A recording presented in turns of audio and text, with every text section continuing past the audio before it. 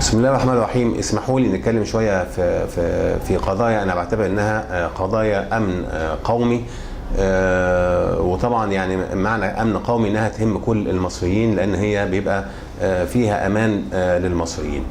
فلو حبيت اتكلم الاول هتكلم عن النظام اللي اتكلم عنها المتحدث العسكري، اللي هي الحرب الغير تقليديه، وهي حرب الاشاعات. حرب الاشاعات دي هي اللي فتتت سوريا. هم المشكله كلها ان هم بيجيبوا شويه لابسين لبس جيش، اللي كان بيعملوها القصه اياها.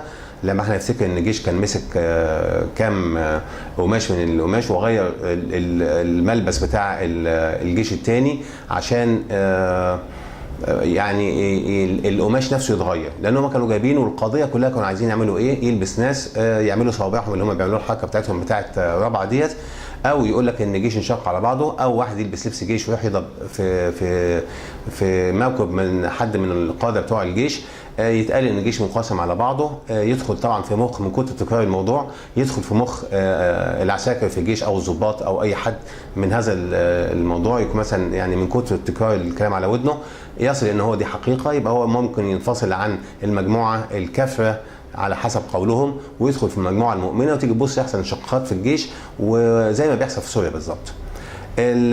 سبحان الله ربنا كبير. دلوقتي بقت الخبط في سوريا بقى بين القاعده اللي في العراق اللي هو الشام والعراق، وبين الاخوان اللي هم بيسموهم الجيش الحر بتاعهم، وبقى هم اللي بيضربوا في بعض، لان ربنا كبير طبعا. ربنا سبحانه وتعالى ما بيرضاش بالظلم. انا مش بتكلم دفاعا طبعا عن بشار الاسد، لكن بتكلم دفاع عن الفكره، لان اللي بيدمر سوريا هيدمر مصر وبنفس الكيفيه. وانا ادعي ان المستفيد من هذا الموضوع هم الصهاينه وهم اليهود، وهم اللي خلوا ما يسمى بالاسلاميين هم اللي وجهوا صواريخهم للجيش المصري وما يوجهوهاش لليهود.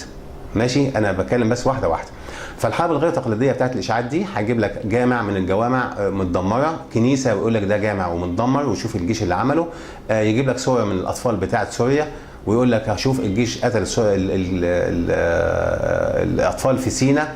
وبعدين الشيء الغريب جدا ان احنا بنلاقي الطابور الخامس بتاعهم ولا الزفت بتاعهم اللي هم ماسكين الحرب ديت، الحرب الالكترونيه بتاعتهم، بيدخلوا بمنتهى البجاحه يدافعوا عن القاتل العربيد اللي بيكفرنا، ويقول لك شوف الجيش دخل يضرب الناس ومش عارف الكلام ده. وطبعا عائداتهم الاساسيه هي قناه الجزيره، اللي احنا هنبقى نتكلم عنها تفصيلا ان شاء الله في اخطائها ونجيبها واحده واحده. هي اللي بتحاول تعمل هذه الحرب. فانا عشان كده بنصح اللي يسمع الجزيره يسمع قصادها قناه ثانيه عشان يشوف المنظر عامل ازاي، فيقدر ان هو يبقى عقله متوازن وما يصدقش وما يلهبش نفسه قوي. ابتدوا دلوقتي اللي بيلعبوا عليه الجديد ان هم بيلعبوا على ان النخوه العربيه بعد ما الجيش مسيطر والبؤر الاجراميه ابتدى يسيطر عليها، ابتدوا كمان بقى النخوه العربيه، وازاي ان بتوع حماس يقعدوا الفلسطينيين، ما بقاش بقى حماس، الفلسطينيين يتجوعوا مصر، يبقى عيب لما مصر جنب فلسطين وغزه وما يدولهاش سلاح، لما الانفاق ابتدت تتدمر، ولما المتفجرات اللي حاطه تحت الابراج ابتدت تتمسك وابتدت الامور تتظبط، ابتدوا يرجعوا للنغمه القديمه وكانهم بيتكلموا عن اليهود. يعني هو بيتكلموا دلوقتي عن مصر وكانهم بيتكلموا عن اليهود. مصر بتجوع الفلسطينيين. طب احنا داخلين ايه؟ مش فاهم. المفروض الحدود تتفتح. الجزيره حسبي الله ونعم الوكيل في قطر وفي امير قطر وفي البلاوي بتوع قطر اللي عاملين قاعده امريكيه لخدمه الصهيونيه العالميه بان هم يدمروا في مصر وجيش مصر. النقطه اللي احب اتكلم فيها حكايه برضه ان هو الجيش ضرب نفسه، هو الشرطه اللي قتلت نفسها، كله بقى بالمنظر السخيف ده. وللاسف طبعا احنا عندنا نسبه الجهل وعدم وجود ثقافه بتخلي الناس يعني لسه في ناس بيصدقوا ان هم دول مسلمين وان دول يعني صح منظر الاسلامي، فبالتالي دول ما بيكذبوش، لا دول اكبر كذابين. النهارده اللي هو اللي اتقتل في كرداسه بيقولوا ان هو الطلقه جايه له من قريب، يبقى هم اكيد الشرطه اللي قتلوه، مع ان في فيديو موجود والضرب رصاص عليهم وقدامهم يعني، لكن ده بالمنظر ده. بتوع الجنود الامن المركزي اللي اتقتلوا في سيناء اللي كانوا رايحين يسلموا عشان ياخدوا الشهاده، والراجل قتلهم اللي اسمه حبار واتقبض عليه. طبعا سينا الجزيره ما تجيبش سيره الكلام ده خالص، ولا ان اتقبض عليه، ولا تجيب حاجه عن الموضوع ده. يقول لك دول كانوا رافضين ان هم يخدموا هناك، وبعدين راحوا قاتلينهم عشان ما عملوش اي كلام بيطلعوه.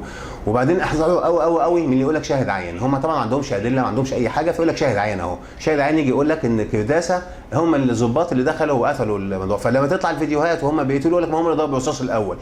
في طابور ناس شغالين على الفيسبوك في اكثر من موقع، ارجو ان احنا ننتبه قوي ان احنا ما نصدقهمش، ودول ليل نهار شغالين على الزن.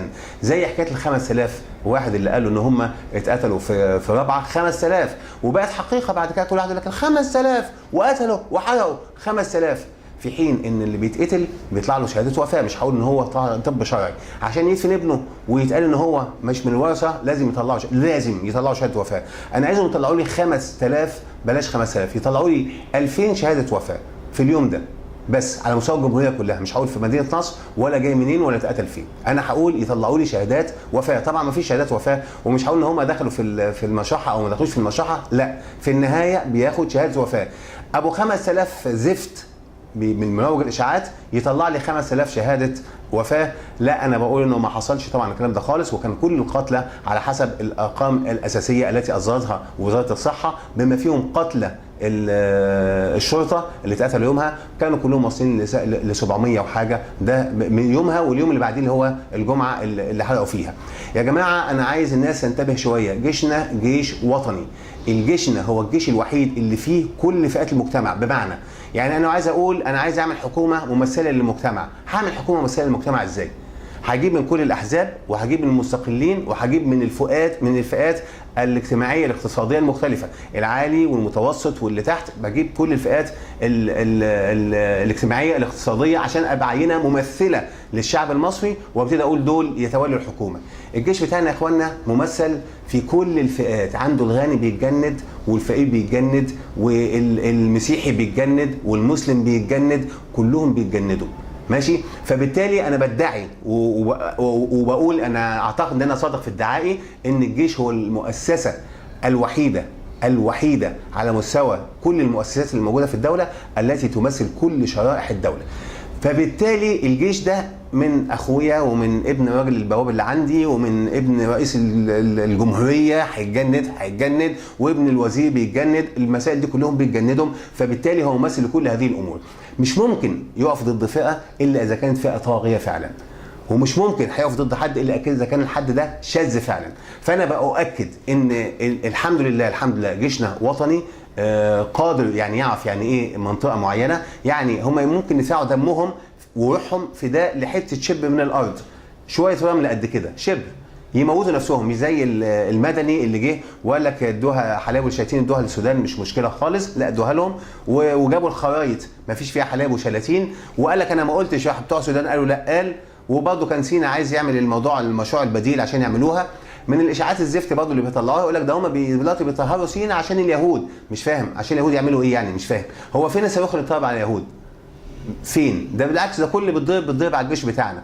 طب نفترض ان احنا بنعملها لليهود، هعملها لليهود في حدودنا مع غزه ولا هعملها في حدودنا مع اليهود في سيناء الجنوبيه؟ احنا بنطهر دلوقتي المسافه بتاع لك عشان بيضربوا البيوت اللي على الحدود. طب ما هو راجل بيبقى دلوقتي كامن قومي المفروض ان الحدود بتاعتنا يجب يكون في منطقه معزوله من السكن تكون على مسافه من 500 الى كيلومتر.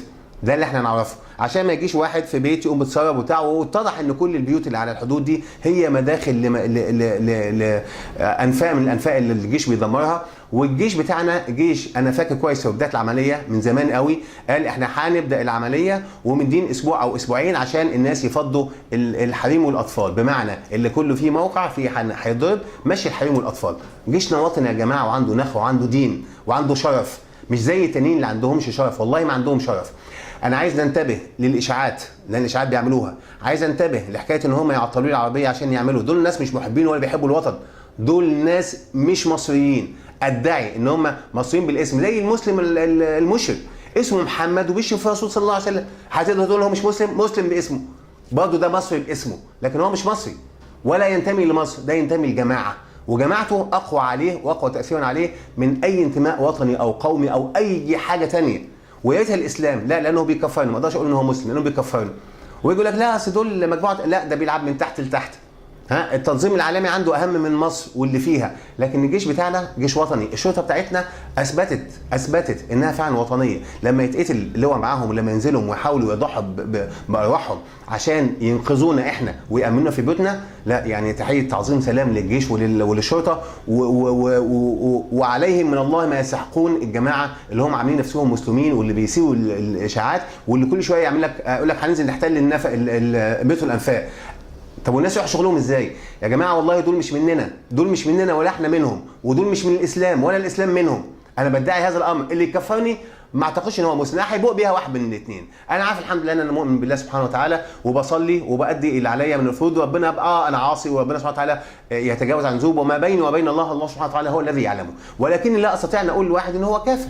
هم بيقولوها، يقول لك ده خلاص الشرطه والجيش كفار والشعب كافر ويدفع قنبله.